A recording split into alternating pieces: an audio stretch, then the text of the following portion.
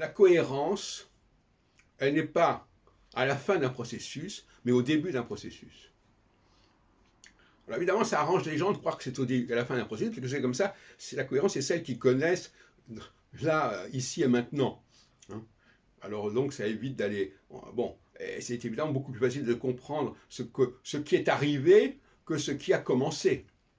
Pour beaucoup de gens, ce qui est arrivé, bon, ben, on voit, c'est là. Le judaïsme, c'est ce qu'on voit aujourd'hui. La langue française, c'est ce qu'on voit aujourd'hui. Etc., etc. L'astrologie, c'est ce qu'on voit aujourd'hui.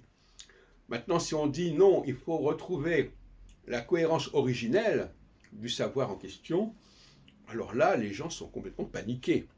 Parce que comment est-ce qu'on arrive à retrouver l'origine des choses? Eh bien, il y a une méthodologie qui permet, d'ailleurs le structuralisme, par certains côtés le permet, mais pas forcément, une méthodologie qui permet de remonter le temps, un processus de négantropie, si on peut dire, puisque autrement il y a l'entropie qui part dans tous les sens, etc. L'entropie qui permet de remonter à l'origine. Alors ce sens de la négantropie, tout le monde ne l'a pas, évidemment. Et d'ailleurs, ce n'est pas nécessaire, il suffit que quelques personnes l'aient pour montrer le chemin. Mais certains que la facilité, c'est de dire non, non, on prend les choses telles qu'elles sont devenues. Et c'est même, dans beaucoup, par exemple, mon ami Patrice Guinard, qui est décédé il n'y a pas longtemps, bon, lui, il s'était convaincu que finalement, l'astrologie, c'était ce qu'elle était devenue, comment elle nous était parvenue, sous quelle forme elle se présentait aujourd'hui. Moi, j'étais toujours opposé complètement à cette façon de voir les choses.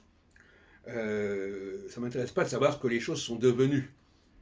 Ça ne m'intéresse même pas tellement de voir que les gens sont devenus ceci ou cela, surtout quand ils sont devenus par conversion, ou par assimilation, ou par mimétisme, bon, par emprunt. Non, ça ne m'intéresse pas tellement. Alors, bon, par exemple, j'ai publié un ouvrage en 83 qui s'appelle Les mathématiques divinatoires, où j'essaie de montrer, par rapport à un certain nombre de dispositifs de savoir qui nous sont transmis, comment on peut retrouver la logique originelle. Parce que souvent, il y a des semblants de logique qui se sont perpétués et qu'il faut dégager. C'est une sorte d'archéologie du savoir, au fin de compte.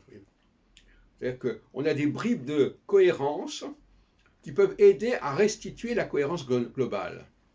Ou alors, au contraire, ces bribes de cohérence, on les noie dans tout un fatras de choses qui ont pu se rajouter, etc. Donc, c'est un mélange de synchronie et de diachronie, si on veut. C'est-à-dire que il faut repérer les incohérences de la synchronie pour restituer la diachronie. En se disant, bon, cette incohérence, pourquoi ça s'est produit? Qu'est-ce qui a produit cette incohérence? Et en posant cette question-là, on est obligé de remonter plus haut en amont, c'est évident.